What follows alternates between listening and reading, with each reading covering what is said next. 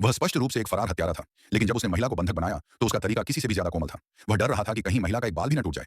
उसके पैरों में बंधी रस्सी भी इतनी ढीली थी कि मानो सिर्फ दिखावे के लिए बांधी गई हो। फिर महिला की उलझी निगाहों के बीच आदमी आराम से फ्रिज से एक टुकड़ा जमी हुई मांस निकालता है। अपने निपुण पकाने के कौशल से एक स्वादिष्ट व्यंजन तैयार हो जाता है। महिला को खिलाने से पहले वह चम्मच पर फूंक मारता है ताकि महिला का मुंह कहीं जल न जाए। फिर उसने महिला की रस्सी खोल दी और जाने की तैयारी करने लगा। रात होने तक सब ठीक था, लेकिन बाहर गश्त करती पुलिस की गाड़ियों की आवाजें आ रही थीं। इसीलिए आदमी ने महिला से एक रात और ठहरने की अनुमति मांगी और कहा कि सुबह सही मौका मिलते ही वह चला जाएगा। अगली सुबह महिला का बेटा हेनरी अखबार में देखता है कि एक हत्यारा जेल से फरार है और उसकी तस्वीर वही आदमी है जो उनके घर में है। हेनरी डर जाता है, लेकिन उसकी मां सुरक्षा के लिए खुद रस्सी लेकर आती है। तभी आदमी सिर हिलाता है और कहता है, जब वह दिन आएगा जब तुम्हें कहना पड़े कि मैंने तुम्हें बांधा था तो तुम झूठ नहीं बोलोगी। उसका ऐसा करना इसलिए था ताकि महिला पर अपराधी को शरण देने का आरोप न लगे। तनाव कम करने के लिए आदमी ने महिला से कहा कि वह उसका बनाया नाश्ता चखे। हेनरी ने भी अपनी मां से कहा कि उन्हें जरूर चखना चाहिए। जब महिला ने एक और खाया, वह यकीन नहीं कर पा रही थी कि साधारण रोटी इतनी स्वादिष्ट हो सकती है। उस पल सामने बैठे इस बेहद कोमल व्यक्ति को देखकर कई सालों से तलाकशुदा डेल के दिल में एक हल्की सी करुणा जाग उठी। नाश्ते के बाद आदमी खाली नहीं बैठा। वह पहले टपकते पत्थर की दीवार ठीक करता है, फिर हेनरी के साथ घर की पुरानी गाड़ी की मरम्मत करता है और फिर घर की फर्श को चमकाने लगता है। इसके बाद वह हेनरी को बेसबॉल पकड़ने की सही मुद्रा सिखाता है। जब दोनों कैच खेल रहे थे, पास खड़ी डेल सब कुछ देख रही थी और मन ही मन मुस्कुरा रही थी। हेनरी को पहली बार पिता जैसी भावना महसूस हुई। डेल भी अब उसे नापसंद नहीं कर रही थी, बल्कि सुई धागा उठाकर उसकी फटी हुई पतलून सी रही थी। उस पल वे सच में एक परिवार की तरह लग रहे थे। घर में पहली बार घर की खुशबू आई थी, लेकिन तभी दरवाजे पर अचानक दस्तक होती है, जिससे माहौल एकदम तनावपूर्ण हो जाता है। आदमी ने डेल को पकड़ा और हेनरी से कहा कि जाकर देखे कौन है। सौभाग्य से वह सामने वाले पड़ोसी अंकल थे जो खाने के लिए कुछ आड़ू लेकर आए थे। जाने से पहले उन्होंने बताया कि हाल ही में एक हत्यारा जेल से भागा है और उन्हें सतर्क रहना चाहिए। पड़ोसी के जाने के बाद आदमी ने राहत की सांस ली। तनाव कम करने के लिए आदमी ने अभी अभी आए आड़ू पर ध्यान दिया। आड़ू बहुत पके हुए थे, अगर न खाए तो सड़ जाते। तभी आदमी ने एक विचार सुझाया। उन्होंने पहले आड़ू का छिलका उतारा, फिर आदमी के मार्गदर्शन में उन्हें पीस कर पेस्ट बनाया। तीनों के सहयोग से आड़ू और भी मीठे लगने लगे। पूरा घर उनकी खुशबू से भर गया। फिर आदमी ने डेल की कमर पकड़ते हुए उसे सिखाया कि आटा और आड़ू कैसे मिलाते हैं। हेनरी यह सब देख रहा था। उसे लगा कि उनके घर को सच में एक पिता की जरूरत है। पार्कर, हेनरी ने महसूस किया कि उसकी मां के मन में उस आदमी के लिए कुछ भावनाएं हैं। आड़ू को मसलना, आटा गूंथना, धूप की नरम रोशनी और आड़ू की महक, घर में मिठास और एक हल्की सी रोमांस की गर्माहट घुलने लगी। उनका रिश्ता तेजी से नजदीक आने लगा। पार्कर ने आईने में देखा कि फ्रैंक आदमी का हाथ धीरे से उसकी मां की कमर तक गया। केट, मां ने विरोध नहीं किया, बल्कि धीरे से उसके कंधे पर सिर रख दिया। हर स्पर्श ने उसके दिल की दीवारों को और नरम कर दिया। लेकिन उस रात फ्रैंक को जाना था। ठीक उसी वक्त गश्ती पुलिस की गाड़ियां दूर चली गई थी। यह भागने का सही मौका था, मगर जाते समय केट ने उसे रोकने का बहाना बनाया और हेनरी ने भी कहा कि पुलिस कुत्ते उसके खून की गंध सूंघ सकते हैं। इतनी भावनाओं के बीच फ्रैंक उलझन में पड़ गया और कुछ जवाब नहीं दिया। इसके बाद उसने कभी जाने की बात नहीं की। वो डीली सीढ़ियां ठीक करता है, चरमराते दरवाजे सुधारता है, नाली की पत्तियां साफ करता है, हेनरी को टायर बदलना सिखाता है। खाली वक्त में केट सुंदर कपड़े पहनती है और फ्रैंक के साथ नाचती है। वह पल मानो रुक गया हो। पहली बार हेनरी ने अपने परिवार की गर्माहट महसूस की। लेकिन फ्रैंक का फरार अपराधी होना नहीं बदल सकता था।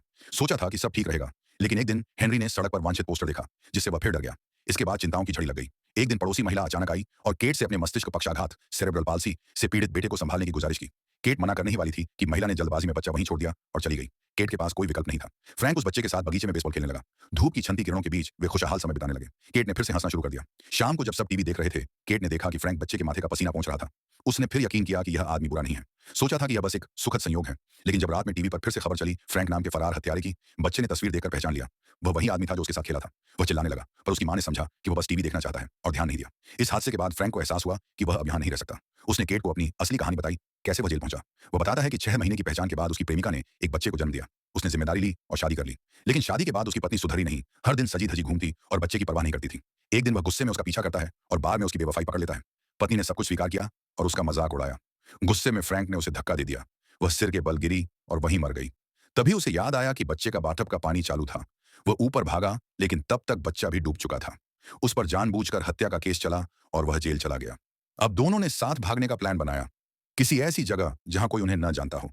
लेकिन हेनरी ने सब सुन लिया। अगले दिन वह लाइब्रेरी गया और मां की भागने की योजना के बारे में सोचना शुरू किया। वहां उसकी मुलाकात एक खूबसूरत लड़की से हुई।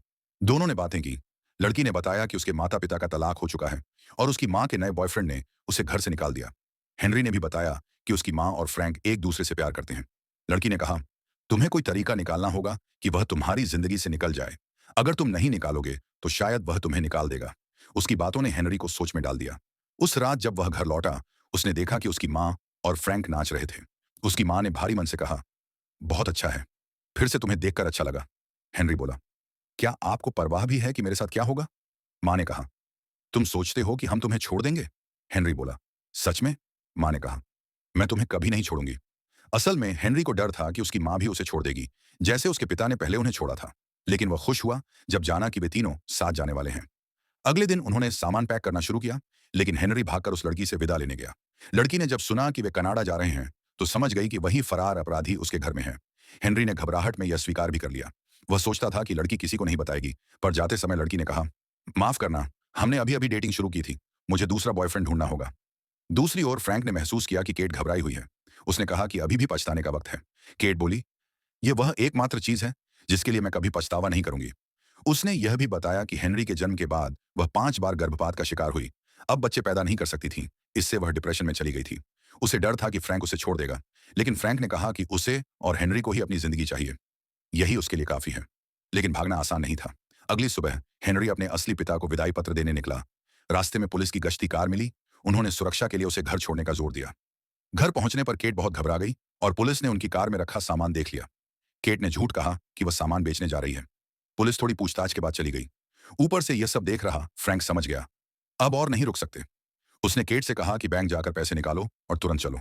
लेकिन जब केट ने एक साथ बड़ी रकम निकाली तो बैंक कर्मी शक करने लगे। हेनरी की मदद से वे किसी तरह वहां से निकले।